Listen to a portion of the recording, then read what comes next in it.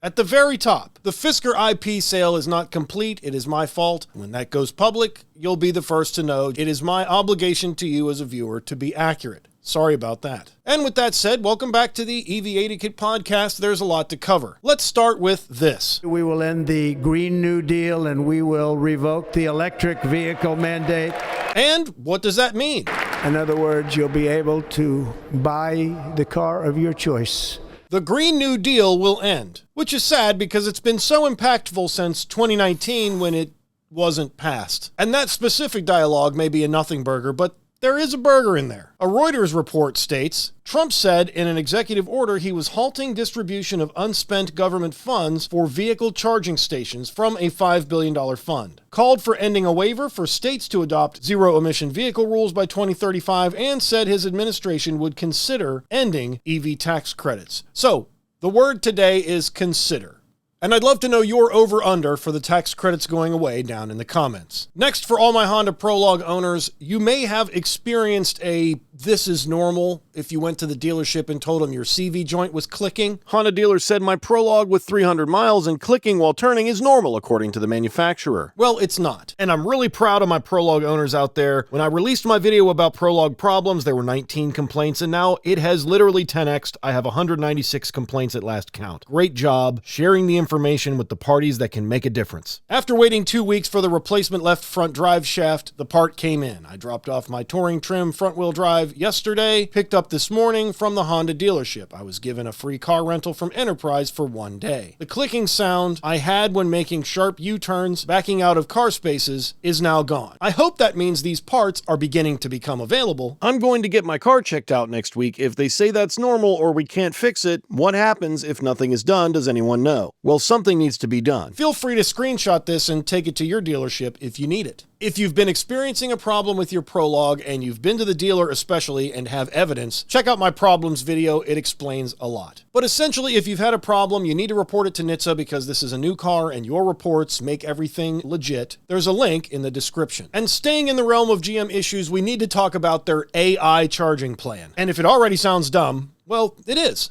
How GM is using AI to expand America's EV charging network. GM data scientists are using AI to identify strategic locations for new EV charging stations across the country. Predictive analytics and geospatial algorithms evaluate EV traffic patterns to select the best charger locations. These tools approach site selection as a mathematical optimization problem. An algorithm evaluates key criteria including traffic flow and proximity to other chargers. Using current routes to determine future routes is a discriminatory practice. I hope we can agree on that. It assumes that routes that are currently being used less are lesser routes. What if the reason people taking these routes is because there's no charging? And we could say this is a chicken or the egg problem, but this is redlining. These people here can't afford EVs, so we will punish them by never giving them any charging. Glenville State University is 50 miles from the nearest fast charger, but we need to put another one between Baltimore and DC. People don't drive their EVs in rural areas because there is no charging. In fact, I know from experience there are many rural areas where people don't think there is any such thing as EV charging. Stores don't have charging, hotels don't have charging, employers don't have charging. Ask a renter in a rural area if they've ever considered owning an EV.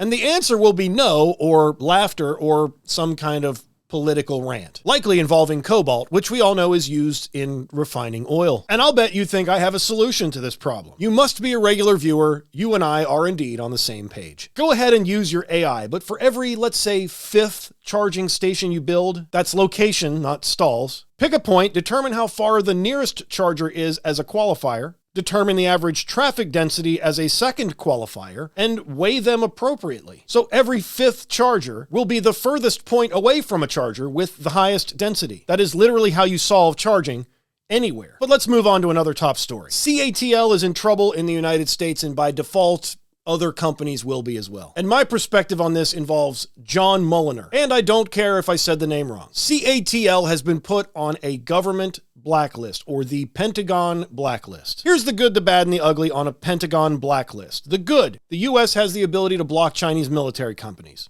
That's good. Technology is definitely a national security threat, and Chinese technology is definitely advanced. The bad. With CATL now included on this list, Ford's going to end up having a lot of difficulty doing the Michigan plant, which was supposed to license CATL technology. And here's the ugly. This is a muddy situation. The Pentagon Blacklist is literally a muddy list. The US still does business with tons of Chinese firms, so the assignment to this list in some cases is arbitrary at best and a product of someone's specific agenda at worst. And that's what it looks like here. Now we can talk about John Mulliner. He's important because of who he is and how he got elected. We all know elected officials need money to run their campaigns, and who donated to Mulliner's campaign? This is Open Secrets, and if you didn't know about Open Secrets, well, it's an open secret. John Mulliner. Notice he's a Michigan representative. I don't care what party he's from, I'm not worried about parties. People's actions are way more important than the party they represent, but there was going to be a plant in his state that was going to create a whole bunch of jobs. And yet, if we go back to the article from CBT News about the controversy and the Pentagon Blacklist, on the other hand, U.S. Representative John Mulliner, who chairs the House Select Committee on China, which means he probably had a pretty big part in this decision, expressed support for the Pentagon's decision, arguing that the addition of CATL and Tencent to the list is crucial for safeguarding U.S. security and economic interests. We cannot allow these loaded guns to threaten our economy and security.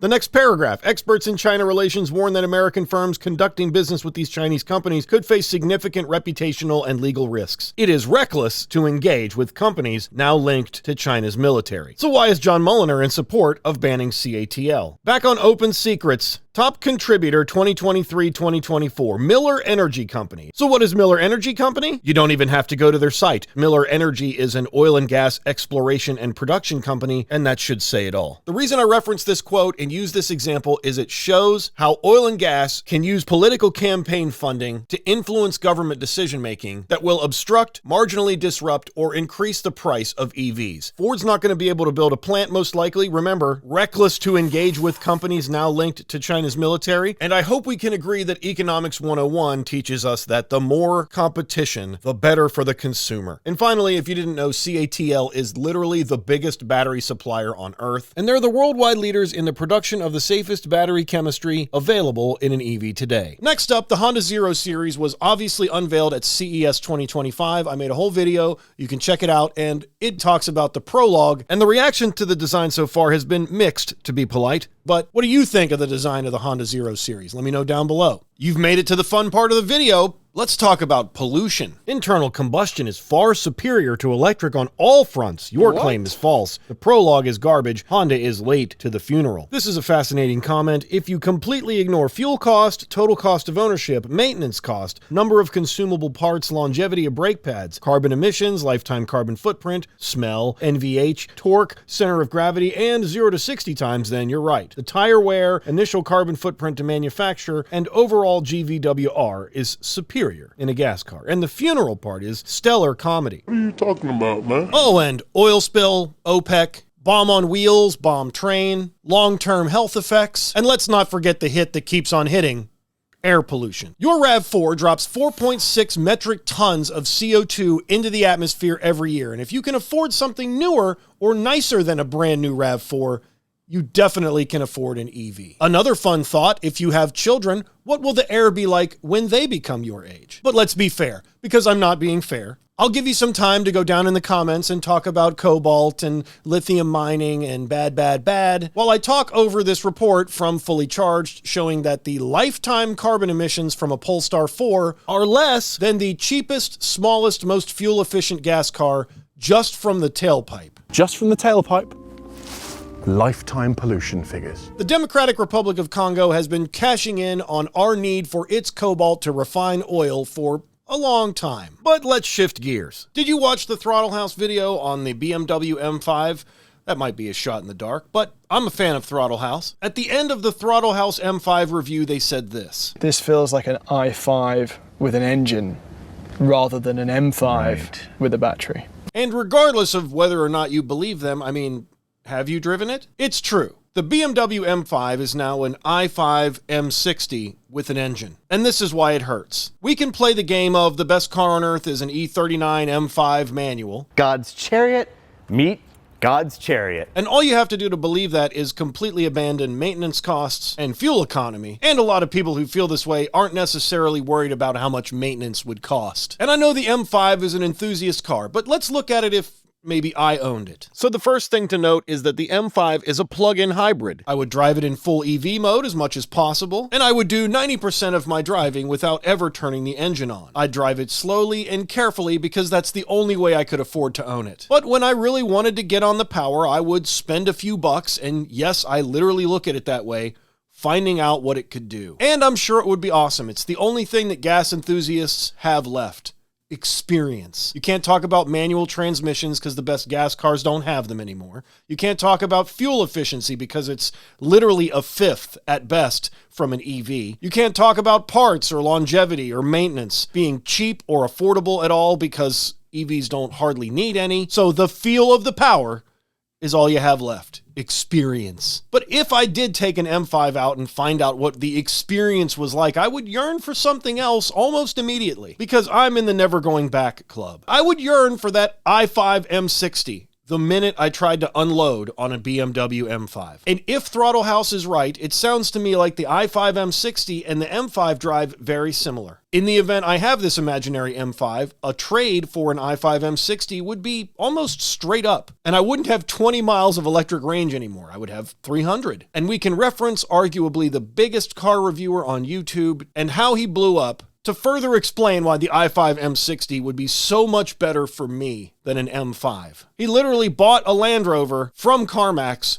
with a warranty. And the warranty starts to look real bad on the M5 when you start to compare it to the i5 M60. And on top of that, there are some parts that are different between the two. I don't have to worry about plastic timing chain guides, the seals inside whatever this is, the valve cover gaskets, oil consumption, the water pump, the thermostat, the radiator, or the engine cooling fan. And by this point, you might even be questioning whether or not I'm even a car enthusiast in the first place.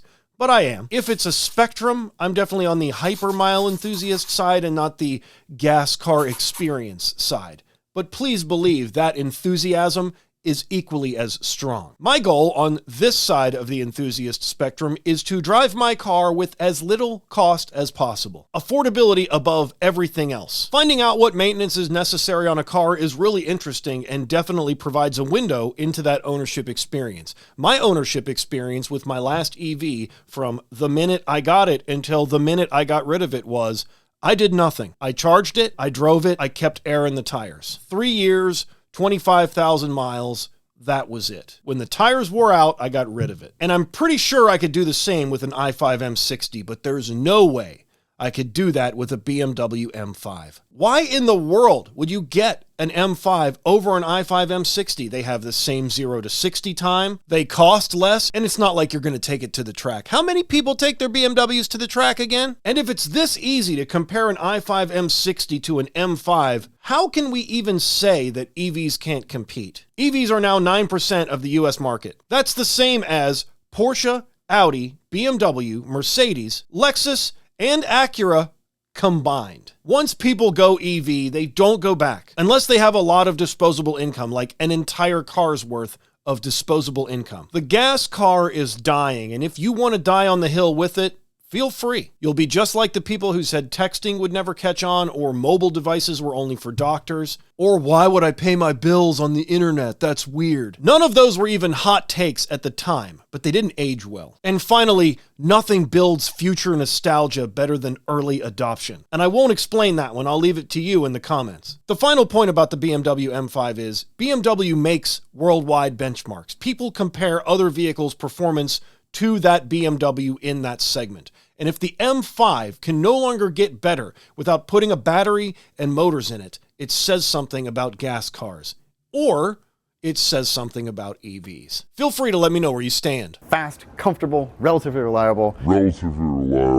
I don't want to talk about this at all, but let's talk about the gesture. First of all, I feel cheated. And because of that, it's really hard to be objective about it. But if you like the man, it's not good. And if you like the cars, it's not good. The cars are important because, well, AI is always up in the air. We had proof of that today. And pretending this gesture was okay feels icky. And in the event that it doesn't feel right to you either, there are things you can do. If you have shares, sell them. That might be a hard pill to swallow. You may not like the way the tax revenue works out, but you could always buy something else instead. NVIDIA might need some help right now. This is not financial advice. If you have choices when it comes to where you charge, drive past the supercharger if it makes sense. Think about what the gesture means when you recommend the vehicle to somebody else or when you buy one yourself. And if you think you're the only one questioning the ownership here, you're not. This is a hard one.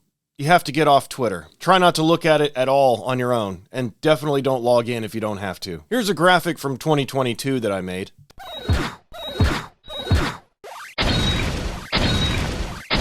There's definitely financial impact when you scroll on Twitter. And this is the hardest one. Don't judge the car or the owner. That's really hard, but try not to do it. This is important. Your energy when it comes to this needs to be directed very specifically. At the end of the day, Americans built the car, and Americans bought them because they were cost-effective or more efficient or more tech-forward or made the most sense for them at the time. I will continue to cover the brand. That may be controversial, but I will also say only when necessary. Launch of a new product from a company that is the most popular electric vehicle company on earth is hard not to cover. I will cover it objectively and without bias, but only when necessary. It's kind of like the superchargers for me, only when necessary. There are definitely going to be times for me when I have to, and there are definitely going to be times when I use them to test, because at the end of the day, that data is important. But aside from that, I'll try not to use them at all. And this is such a hard topic to be objective about, period. But I know how bad the gesture was. I know how good the cars are. And I know the people that buy them and build them are not guilty by association. People need to drive. People need to work. It's like when an auto magazine posts anti-EV FUD because I guess they think that's best for their brand. But I put a little less faith in them every time. They ignore carbon emissions. They ignore the impact to the environment. They ignore the end cost for the consumer and for society for the sake of profit. At this point, I trust the little guy way more than the big magazine. As entertaining as some of their videos may be, I feel guilt when I watch them because I know what they stand for. And you can exercise that here. Do the best you can to understand what that gesture meant and take the action that you think is appropriate. And if you've already completely forgiven it and written it off as something that was accidentally done, what it does is open the door for other people to accidentally do it. That's why it's important to discuss this. Also, emission standard violations, safety testing fraud, labor violations, suing the government for making emissions standards, unwillingness to build EVs in general, and questionable leadership choices are literally impossible to avoid in big auto. If you are buying a vehicle that is legal to drive in the country you live in, there's a pretty good chance the company you bought it from made some mistakes. And this isn't even the company we're talking about. That's why when I say it's important to get off of Twitter, that's the most direct impact you could have. That's a private company owned by a specific person. If you didn't like the gesture, let it be known. If you're okay with the gesture, understand that if you let that be known, you may be insinuating something else too. But at the end of the day, don't judge the people, judge the person. And vote with your wallet. I hope that's concise enough and enough discussion for me to never have to talk about that ever again. I appreciate you. I appreciate your support on Patreon. And as a YouTube member, your continued support means the world to me. If there's anything you need that you think I might be able to possibly help you with, you can reach out. I hope this podcast was informational, possibly educational, and maybe we found some entertainment in there. No matter what, your viewership and comments fuel my passion. Thank you. Subscribe for more. We'll see you on the next one. Hey, smash the like button. Thank you.